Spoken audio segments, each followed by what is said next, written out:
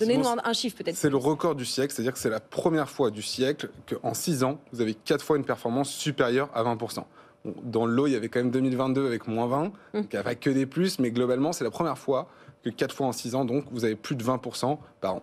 Donc c'est une performance qui est stratosphérique. Là, on vient de faire 23,3, 24,2, donc on est sur un élan qui est quand même très très important, essentiellement porté par ce dont on vient de parler, c'est-à-dire ces 7 magnifiques. En dehors de ça, le S&P 500 performe bien, mais pas extraordinairement bien.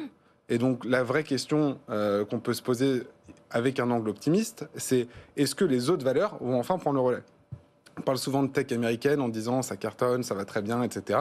En fait, si vous zoomez un petit peu plus sur les marchés américains, vous regardez des grosses valeurs tech, y compris des noms bien connus des consommateurs comme Snapchat, Pinterest ou encore Nextdoor, qui sont des réseaux sociaux très connus. On ne peut pas considérer que c'est des petites valeurs tech.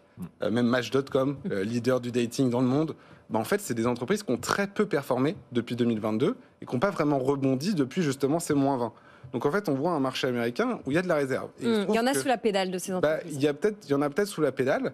Et il se trouve que ce sera peut-être les premiers bénéficiaires en fait de l'ère Trump, parce que finalement l'ère Trump, c'est une baisse de la fiscalité domestique. Or, ces acteurs-là sont souvent beaucoup plus exposés à leur marché domestique que les Magnificent Seven, qui sont par construction des acteurs mondiaux.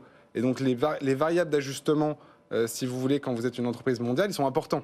On peut réallouer les ressources facilement, on peut optimiser d'autres marchés, alors que quand vous êtes une entreprise essentiellement américaine, les variables d'ajustement, elles sont essentiellement domestiques. Vous avez aussi une marge de manœuvre sur votre main-d'œuvre qui est plus limitée. Vous êtes moins gras, entre guillemets, parce que ce dont on a tendance à oublier, c'est que ce qui a fait le rebond des Magnificent Seven, et notamment des GAFAM, dont on parlait à l'époque, c'était pas l'IA, hein.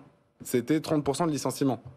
Donc c'était des baisses de coûts, c'était une hausse de la rentabilité immédiate, et cette marge de manœuvre-là, ces valeurs que je viens de vous citer avant, l'ont pas vraiment eu. Donc peut-être que ce sera l'année de ceux des invisibles, en tout cas sur les marchés financiers, qui sont aussi des grosses valeurs tech.